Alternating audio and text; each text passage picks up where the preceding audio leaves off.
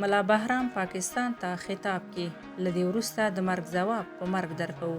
ملا بهرام یو څو ورځې مخکې د پنجاب د ظلم په خاطر د خلکو مخکې خپل کمیس هم وشکو.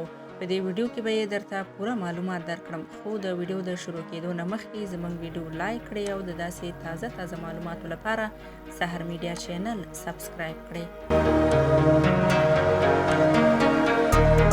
د پښتون ژغورنې غورځنګ د رهبرۍ غړی ملا بهرام وایي 80 کاله کېږي چې پاکستان د پښتون وجود غوښې شوکوي، خو دا ځل به یې د مرګ ځواب په مرګ او د سوک په سوک ورکوو. هغه د عارف وزیر د وژلو غبرګون کې چمن کې د جوړ شوي لاریون پر مهال خلکو ته وینا کې ویلي پاکستان پر پښتنو ظلم روان کړی دی او باید خپل ظلم او زور زیاتۍ ودروي. د هغه په وینا که یې زموږ حوصله وروستی کړه د پاکستان لپاره بدې پایلې ولري. هغه ویلي د پاکستان د ظلمونو مقابل کې یووالي ته ضرورت دی او PTM ښه فرصت دی چې د ظلمونو مخنیوی پرې وکړو.